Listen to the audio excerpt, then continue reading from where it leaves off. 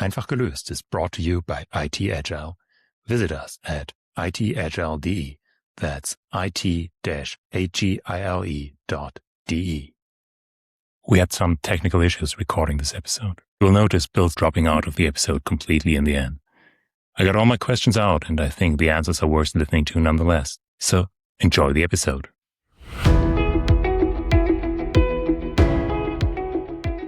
Hi, you're listening to Einfach gelöst. I'm Urs, and I'm happy to welcome two guests to our show. Bill McCarley is a leadership consultant, founder and president of Coevolution. He's best known for his work on power and control, and with him today is Henning Wolf. You remember Henning from our second episode back in March, so you know that he's a management consultant, founder and managing director of Selbstführen W2, and also deeply involved with the responsibility process and the power and control model. So there's a common thread here. Power and control. So common indeed that Bill and Henning have co-authored a book on it, which we're going to talk about today. But first of all, let's get to know them better. Bill, would you introduce yourself to our audience? Yes, I'm Bill, of course, and I've been in the consulting business for a really long time now, since 1983. Before that, I was a whiz kid at Texas Instruments. I was very fast track. I started as an entry programmer, quickly got promoted to the cost center manager that had a hardware and software team that managed 130 mini computers in the factory. And then I got promoted to go to the manufacturing floor where I had 200 employees and 5 organizations. And then there were a lot of changes taking place. I happened to be there during the time that the desktop got created. So I transitioned out in 1983 and decided to do management consulting was my primary choice of what I wanted to do. So I joined a graduate program in leadership and organizational development at the University of Texas, got a master's degree there. And during that time, I also attended a workshop called Money and You that changed everything for me. And really the foundation of the responsibility material and the power and control cycle material originated in this workshop with my great mentor, Marshall Thurber. And so since then, I've done lots of management consulting and training and development. And right now, I'm mostly focused on working with heads of organizations so that they can better understand that the way they think and the way their kind of attitude in life and what their viewpoints are influencing whether or not they're successful and the level of their success. So I sometimes refer to it as business psychotherapy. Business therapy is instead of just plain consulting, and my clients would probably say the same, that that's what their experience is. They have to change for their business to change. And so mostly that's what I'm doing these days, and a little bit of a side activity in web development. Thank you. Welcome to the show. Henning, what about you? What should we know about you? Like Bill, I started my career thinking I'm going to become an engineer so I wouldn't have to talk to people. Boy, was I wrong. That was not what happened. And so I co-founded it-agile, as you might remember. And yes, I loved working as a Scrum coach, a Scrum teacher, and as a consultant, and also as the CEO of it-agile. And then I met one of Bill's mentees, Christopher Avery, and he introduced me to the responsibility process. And I joined Christopher's leadership gift program, and there I met Bill. And so I took a deep dive into the responsibility model and also the power control model. And it changed my life and it changed my view on leadership. And it was so profound that I wanted only to work with that. So I founded Selbstführen.de together with my wife, Nadine. And so that's what we're doing now, teaching this material, working with mentees and coaches, and that's what makes sense to us. Welcome to you as well. So we've mentioned the power and control model a few times by now. Maybe it's time for our audience to learn what it actually is. Would you explain the model? What are we talking about today? Well, the model was developed over time, primarily through my work with Marshall Thurber, with W. Edwards Deming, with other sources of trying to understand, okay, what works and what doesn't work. And so the model really starts with the idea that we have a problem, and clearly we have problems every single day, and some of them are more severe than others. The tendency is to evaluate whether or not the problem is significant, and then how significant is it, and how do we stop the problem. So the general intention in the control cycle segment is, okay, how do we stop this problem? So we create some rules or some policies, and like most organizations are full of rules and policies, and then we make everybody be compliant to those rules and policies, and then we feel like we have control and everything will be okay.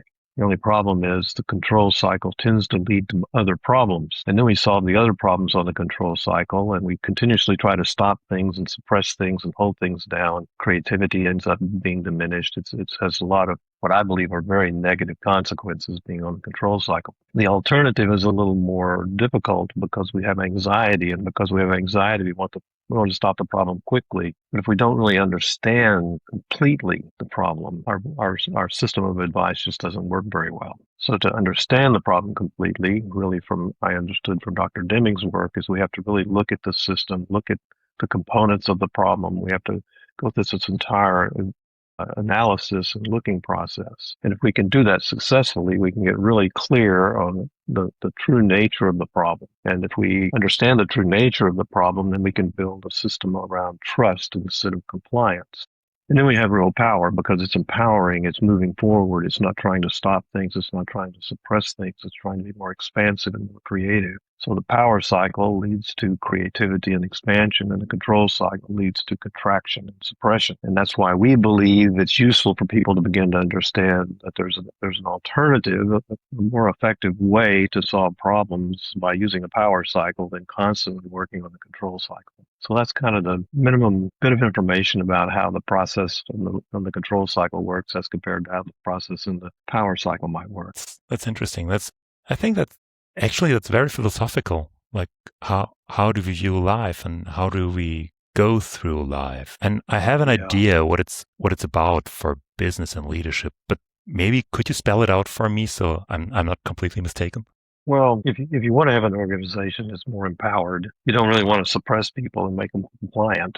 It's better to have agreements, and so the general idea of business is, if I can get my people that we're all working together to work based on agreements as opposed to rules and compliance, I'm more likely to have a successful, responsible organization, because people will feel empowered instead of suppressed. They will feel like they have some influence and creativity. And so in almost all cases, I think agreement is superior to compliance, but it takes a different way of thinking to endeavor to create that level of understanding in an organization, because people have a lot of anxiety and they try to stop the anxiety by controlling things. And I think in addition to that, I don't believe that it's about your philosophy in life, because I think most people are both capable of using the control cycle part or the power cycle part of the model. But most of us tend to use the control cycle more often. And that's because what Bill said,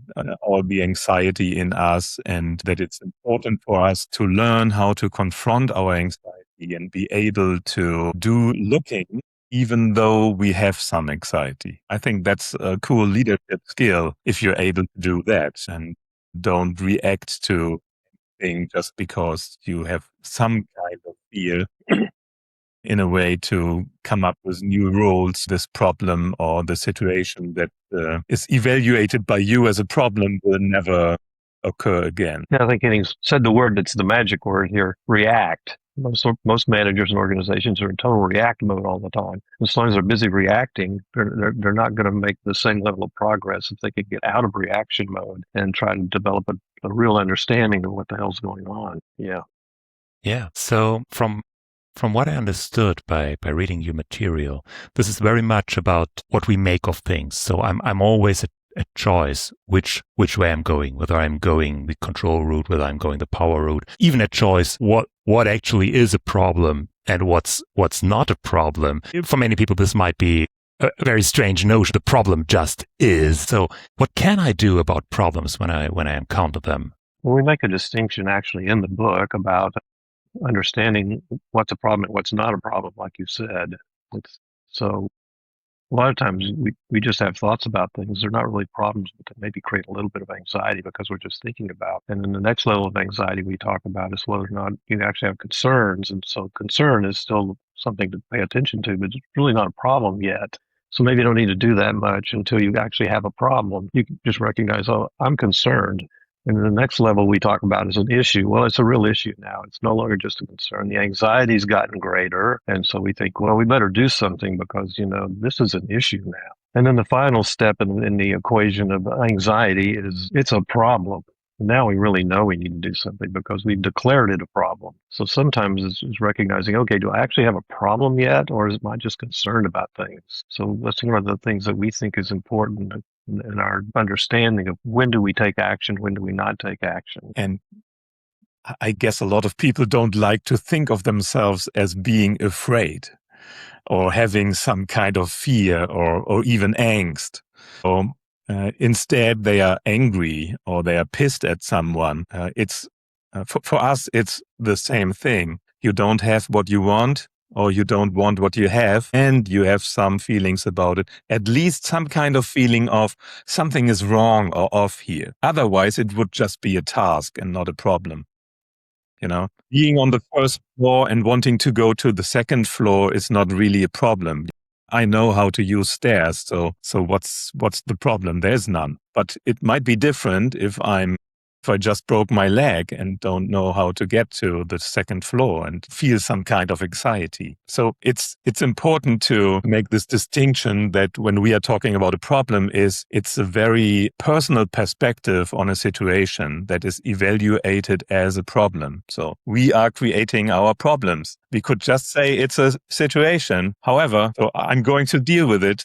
Actually, that's a common thread in the book. We're not only creating our problems, we're attracting situations, attracting people. There are several passages in the book talking about that.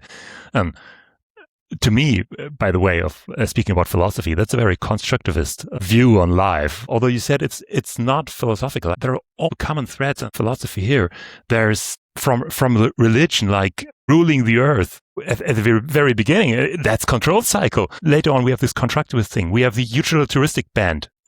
Like maybe the problem is not a problem because it is good for many people. And finally, of course, leadership philosophy, like Dr. Deming, as Bill mentioned. So I was wondering, what are your influences apart from certain people? What views did you incorporate in these models as you built them? I would say it's philosophical, but we tried to make it practical. So we took the philosophical and did the best we could to go from the philosophy to something practical. Unfortunately, so many management books are philosophical, but they don't put enough practical in. And so Henning was particularly influential in making sure we had something practical to go with my tendency to be highly philosophical. I've done a lot of personal growth and development. I trained with Tony Robbins. I've worked on hot coals. I've done all kinds of personal growth and development activities and therapeutic studies. And so ultimately, the influence of understanding how a mind works, how a person's mind works, and understanding how the tendency is not to be responsible, because certainly in the responsibility material, the moment you practice not being responsible, you create problems. And the more you practice responsibility, the more likely it is you're going to not really have those problems. So it's important, I think, in my mind at least, to say, okay, how do I be 100% responsible for my life and how it works, and my organization and how it works, my team and how it works? So it's a combination of the influences about responsibility, which originated, for me at least, with Marshall Thurber that I mentioned earlier. And I think for me, the main reason why I love this material is that I love the idea of being the creator of my life, especially when often enough I felt like the victim of others' circumstances and problems that appeared. And to take back control, to be aware of one's own power and ability to create, and that even most of the problems all of the problems were just created by me, is a very useful thought. At first, you might feel like it's all my fault, how the world is and how I'm looking at the world. But on the other hand, it means you have a lot of influence because you can change yourself, and then you can change at least your point of view on the world. Absolutely. Making that point of view clear to others was also a very important thing that I took from the book. Like, just mentioning something does not make it a problem. So if I mention that I'm not perfectly happy about, let's say, the sound quality in our podcast, which is excellent, I know, then that doesn't mean that you need to ruffle your mics and see to change anything. But maybe it's just something that came to my mind, and it's just an observation, and it's not even an issue or something to be anxious about or a problem. Whereas in organizations, often if there's an offhand remark by some sort of leadership figure, people try to get this solved no matter what. I remember a situation a dear colleague of ours, Wolf Gideon, once told me about, where he was talking in a kitchen to some other manager, and an employee overheard the conversation and spent the next 2 weeks just working on that issue that they mentioned, which was not important at all and time not too well spent. So how does the model help us avoid situations like this? Or what practical advice, maybe if it's not a model question, do you have for people in situations like this? Part of what you described is why we have the hierarchy of anxiety that we talk about in the book. Is this just something you're thinking about? If so, don't do anything. Just recognize that the boss is just thinking about it, and don't really take any action if the boss is just thinking about it. So we encourage asking, is that a problem, or is that just something you're thinking about, and to kind of avoid that tendency. And certainly there's plenty of that goes on, especially when leadership is in the room saying whatever they're thinking. And so one of the things we recommend is to say, okay, identify what level of anxiety do we have here?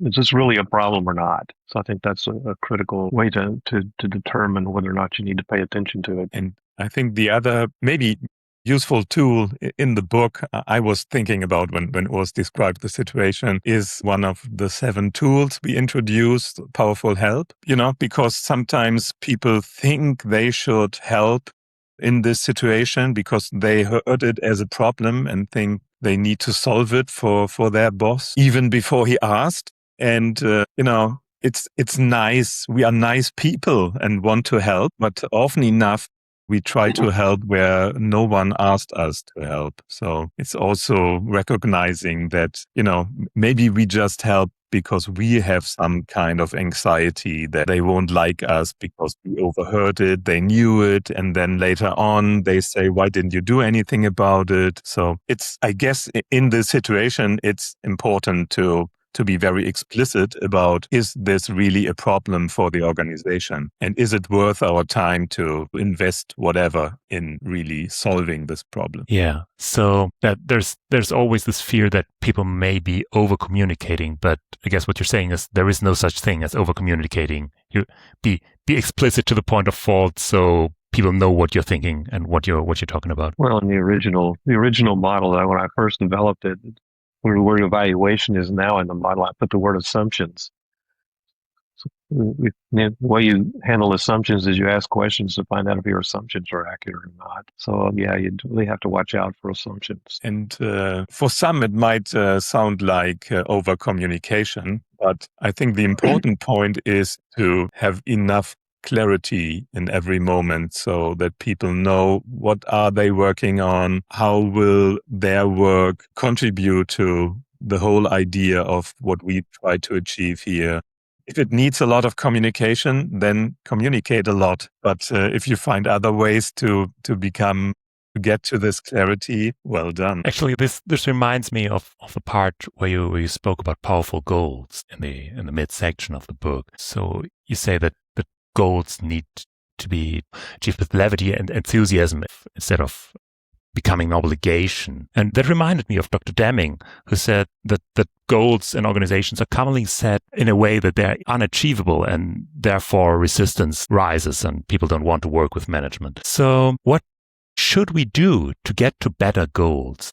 How can I, as a leader, set a goal in a way that my employees like to work on that goal and love working with it? That's a very good question. Certainly, first you would include them in the goal-setting process, especially in sales organizations. A lot of time the management sets goals for salespeople, and the salespeople don't really have any buy-in. They go out and do their best, but they can only do what they can do. And ultimately, I think you ask the salesperson, how much are you going to sell this month, as opposed to telling them how much they're supposed to sell this month. And so there's only obligation in goals like that. And it's very difficult for managers to say, okay, what do I do now? Because what I want to have happen, my employee doesn't want to have happen. Well, I have a client right now in the real estate business. He needs things done. And he tells his employee, I need this done in 12 months. I need this project at this completion point in 12 months. And his manager says, it's going to take 14. And so since I talked to both of them, the manager tells me it's going to take 14. How do I tell my boss that it's going to take 14 when he wants it to be 12, but he keeps telling me 12? Because, well, you tell him it's going to be 14. So, and he has to begin to understand the reality of the goal has to match what reality is. And if it doesn't match what reality is, it's a failure. And certainly everybody's going to be more enthusiastic about goals they participate in that they want to do. That's the challenge, is how do you remove obligation where people are doing it because they're in some level of a compliance or trying to make it happen because they're told they need to or they must. And I think it's not the same motivation for everyone, and it's not necessary that everyone is motivated by the same thing concerning one goal we have together. But it's important that everyone finds something. Some people are very goal-oriented in a way that, if there's stuff and it can be done in 12 months instead of 14, they want to try. And they are highly motivated by not doing it the boring way they know in 14 months, but they want the way it could be maybe done in 12 months. And others are not really, driven by that, but maybe driven by, I want to work in a cool team and I want to help my colleague, or I want to help my boss because I like him as a person. So, and that's all of that is totally fine. It's not important how you are motivated to do it, but at least you must find some kind of motivation to want to be a part of this. And of course, we can't ensure over a time of 12 or 14 months that you're not going maybe someday lose your motivation. So I guess there is leadership necessary to at least remind people of their original motivation or find new motivation to do it. It's always helpful if there's a really good why. There are many more practical parts in the later parts of the book, like powerful pivots where you find out what you really want. That was very inspiring to me. The powerful beliefs, powerful agreements with a great list of what makes an agreement actually great. What's your favorite practical part and why is it that? I guess for me, it's the powerful pivots too, because maybe it's also how my brain is wired. What makes it sometimes difficult for me to talk to people who see no alternatives, because my brain delivers hundreds of alternatives and options most of the time. So I love the idea of finding out what I really want and why I don't want this or why I prefer this over that, and then playing around with new options I can generate in my head. And it's okay to do that, of course, alone, but it might be sometimes difficult to do it together with others because of, their anxiety to think out of the box, or my anxiety to trust in them that they could understand what brilliant ideas come out of my mind or whatever. But it's for me one of the coolest things to always have the feeling of I have options and I'm choosing whether I want to do it this way or one of a lot of alternatives I have. For me, it's, coming back to this, I'm the creator because I can create new options and at least choose between different options. Let's wrap things up. What we need to hear is, what's the book called and when's it out and how to get it, of course? The book is called Power or Control, shocking. And you can get it in August. I think end of August is the official date it's going to be released. So the German edition is published by D. as always, I guess? Yes. What about the English edition? We don't know yet. So we don't have the English publishing ready. All right. So maybe we can update that later. Okay. So thank you for coming on our show, Henning, Bill. It's an interesting book. It was an interesting read and great conversation with you. Thank you both. Thank you for having us.